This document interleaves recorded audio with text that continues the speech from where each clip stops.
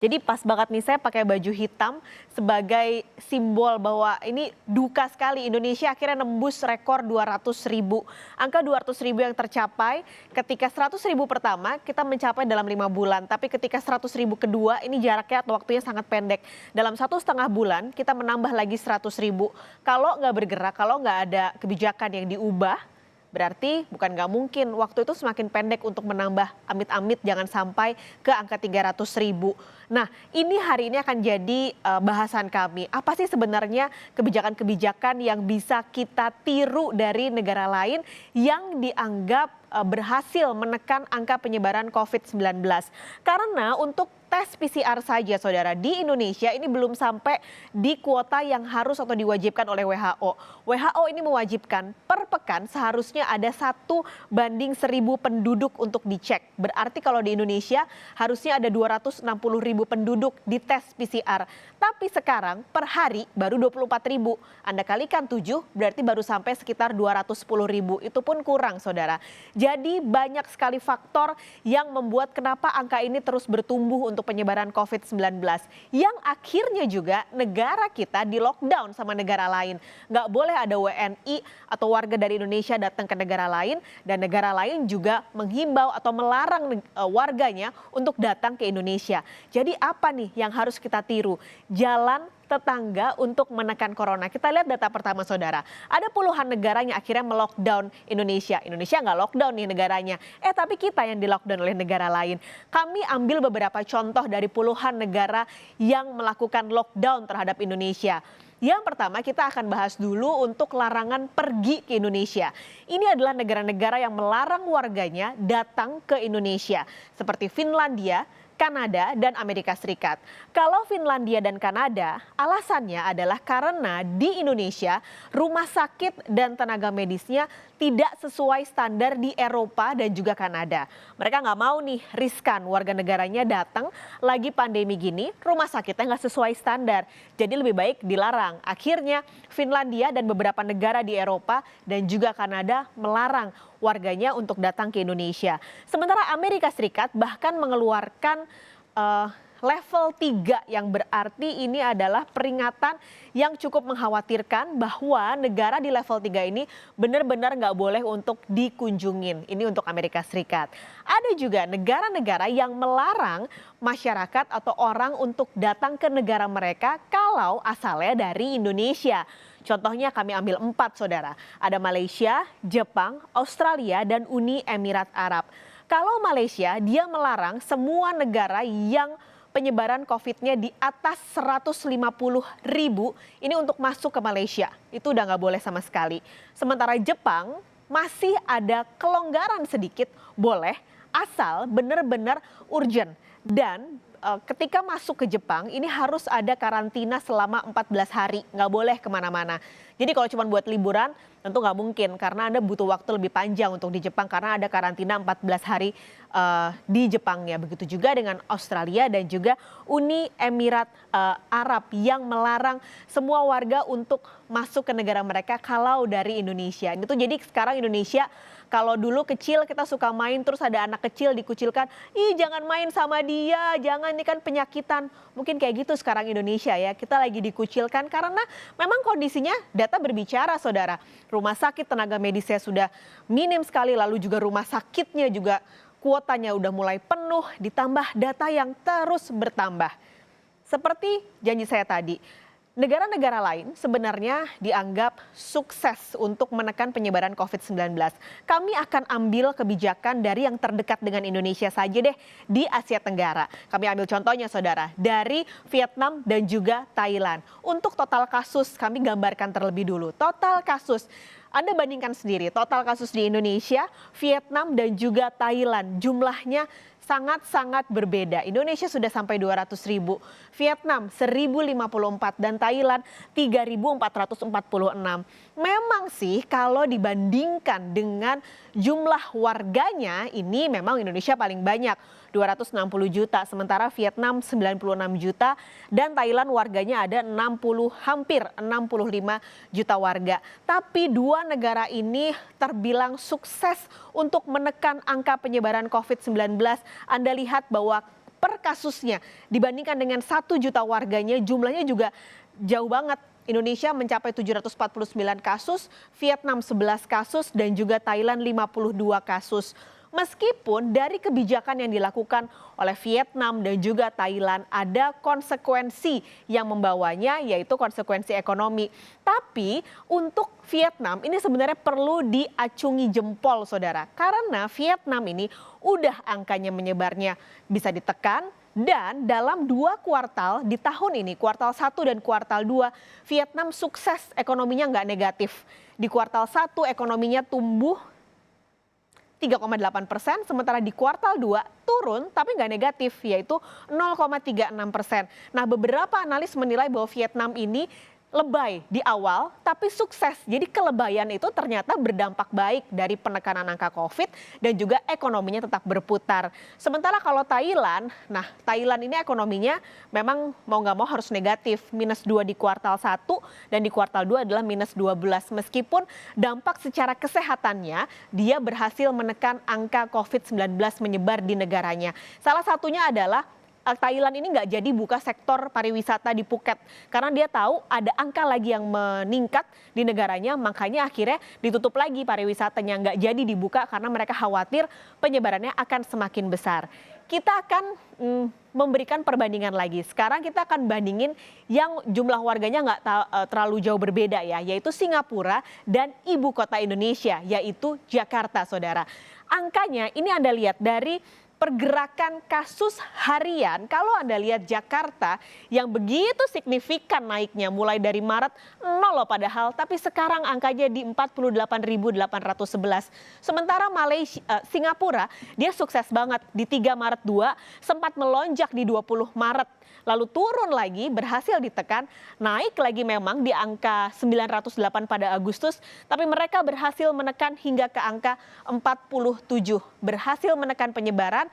Konsekuensi ekonominya tentu ada, Singapura sudah masuk resesi, kuartal 2 kemarin -13,2%, tapi gas untuk kesehatannya terbilang sukses. Yang sebelah sini, tanda tanya ya. Nah, ini kebijakan-kebijakan yang dilakukan oleh beberapa negara tetangga. Kita akan berbincang dengan salah satu warga negara Indonesia yang ada di Singapura. Seperti apa sih sebenarnya perbedaan dari kondisi di Indonesia atau di Jakarta dengan di Singapura? Bergabung melalui sambungan Zoom di Kompas Bisnis pagi ini, Yos Kenawas, warga negara Indonesia di Singapura. Selamat pagi, Yos.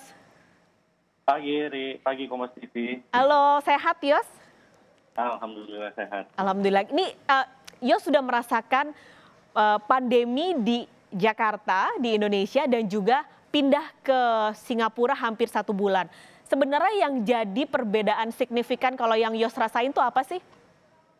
Yang jadi perbedaan signifikan di sini berasa banget safe-nya ya. Karena sangat visible, sangat kelihatan sekali kalau orang-orang itu semua sadar pakai masker, jarak dijaga tanpa harus ada yang ngeliatin, terus kemudian untuk berkumpul dalam jumlah yang gede itu benar-benar sadar semua gitu. Misalkan kalau masuk ke restoran maksimal 1 meja itu ada 5 orang, nggak boleh lebih. Hal-hal yang kayak gitu yang bikin sangat kelihatan, sangat visible bahwa concern terhadap kesehatannya nggak cuma dari pemerintah tapi juga antar masyarakatnya udah cukup sadar akan hal itu, kayak gitu. Kalau kita kan tahu ya law enforcement di Singapura ini ketat banget. Apakah memang karena hukumnya yang begitu ketat sampai akhirnya orang-orang jadi mau nggak mau ngelakuin, atau memang pemerintahnya serius gitu untuk menangani pandemi ini? Kayaknya kombinasi ya. Yang pertama pasti emang ada hukum yang ketat karena misalkan kalau nggak pakai masker keluar itu ada denda kurang lebih $300 untuk pelanggaran pertama, untuk pelanggaran kedua itu ada sekitar $1.000 kalau nggak salah. Nah, tapi yang paling penting lagi selain karena enforcement masyarakat juga makin sadar gitu dan makin peduli bahwa ini ada benefitnya, ada manfaatnya buat saya, buat orang-orang di sekitar saya, bahwa dengan mengikuti protokol yang dianjurkan atau disarankan oleh pemerintah, maka kita nggak cuma melindungi diri kita sendiri, tapi juga melindungi orang di sekitar kita kayak gitu. Jadi lebih ke arah sana dan ada kepercayaan yang tinggi ya terhadap pemerintah karena dari awal dibeberkan semua apa resikonya, apa datanya, dan kalau pemerintah pun membuat ada sesuatu yang perlu diperbaiki, yang bisa dipelajari dari yang sudah lewat, mereka jujur gitu, bilang ke masyarakat dalam pidato, dalam berbagai sesi bahwa ya ada beberapa hal yang harusnya kita ambil kemarin, cuman kita telat ambilnya, dan itu diakuin gitu, dan itu menurut saya sangat diapresiasi sekali oleh warga di sini. Oke, mengaku salah lalu diperbaiki ya. Tapi Betul. hari-hari tuh ada nggak sih informasi kalau di Indonesia kan setiap sore nih ada pengumuman angka penambahan lalu juga jumlah kematian seperti itu. Kalau di Singapura seperti apa, Yos? Kalau di Singapura sama, tapi nggak diumumin di TV ya, Ri, ya. Itu jadi lebih lewat aplikasi di handphone atau melalui WhatsApp gitu, selalu akan ada update tiap hari, berapa kasusnya hari ini, berapa yang sudah sembuh, dan lain-lain, sama kayak di Indonesia. Oke. Dan melalui WhatsApp juga pemerintah itu mendiseminasikan informasi mengenai kebijakan terkini gitu. Apa yang kebijakan yang berubah, misalkan terus kemudian apa langkah pemerintah berikutnya, itu sudah mulai dikomunikasikan melalui WhatsApp juga gitu. Jadi orang-orang itu punya pengetahuan yang sama, punya knowledge yang sama bahwa oh ini yang boleh, ini yang nggak boleh, ini yang nantinya mau dilakukan, oh saat ini kondisi kita ada di titik seperti ini gitu. Dan itu sangat membantu sih untuk orang biar bisa navigate nih, atau biar ini nggak boleh saya lakukan dulu sampai nanti dilakukan, sampai nanti ada pengumuman berikutnya kayak gitu. Dan itu juga diberikan kalau Yos kan hitungannya jadi pendatang ya di Singapura, itu juga diberikan setiap hari ada update seperti itu. Kalau iya, melalui nomor yang terdaftar kita bisa mendapatkan update seperti itu, kayak gitu, Ri. Oke. Nah, untuk kita mundur sejenak waktu ketika Yos masuk ke Singapura. Kalau sekarang kan ada beberapa negara yang nge-ban Indonesia, nggak boleh masuk nih warga Indonesia.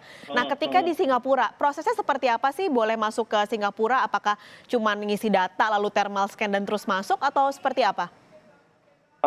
Yang jelas kalau di Singapura jelas semuanya ya, siapa yang boleh masuk, siapa yang enggak gitu. Misalkan yang boleh masuk yang pegang working pass holder atau PR, atau mereka pasangan yang suami atau istrinya itu tinggal di sini dan punya PR atau itu. Jadi ada aturan yang jelas. Jadi pas kita mau masuk, syarat-syarat tersebut harus dipenuhi dan kita harus apply dulu kan ke imigrasi. Kemudian dapat surat persetujuan, oke boleh masuk, nanti isi electronic embarkation card gitu, kartu embarkasi elektronik, kemudian juga bayar jumlah uang untuk karantina selama 14 hari, selama 2 minggu, dan nanti begitu sampai di bandara lewat imigrasi semua dibawa ke fasilitas yang sudah ditunjuk pemerintah untuk menampung orang-orang yang harus dikarantina. Dan selama 14 hari itu kita nggak boleh keluar sama sekali dari kamar. Makanan apa segala macam disediakan oleh pemerintah gitu, makan 3 kali sehari. Cuman kita hanya boleh keluar saat melakukan tes swab, dan itu pun harus segera kembali lagi ke kamar. Itu ada di hari 11 kurang lebih kayak gitu. Oke, dan itu jelas juga ya sanksinya kalau melanggar. Jelas banget sanksinya melanggar. Bahkan ada di berita juga bahwa ada beberapa ekspat yang melanggar, kemudian harus dideportasi karena melanggar aturan-aturan tersebut. Jadi hal-hal tersebut yang memberikan kita semacam oke, kita disiplin dan kita tapi yang paling penting kita percaya apa yang pemerintahnya bilang gitu, otoritas setempat bilang. Oke, nah terakhir Yos, jadi kalau udah ngerasain di Indonesia kayak apa, di Singapura kayak apa sih yang bisa Indonesia lakukan gitu untuk bisa seenggaknya menekan angka sekarang udah 200.000 gitu. Apa sih yang bisa Indonesia lakukan supaya bisa seperti Singapura gitu, berkaca dari kesuksesan Singapura membuat masyarakatnya yakin dan percaya dengan pemerintahnya? Oke, yang pertama mungkin transparansi soal apa rencana pemerintah, apa langkah yang akan diambil dalam waktu dekat.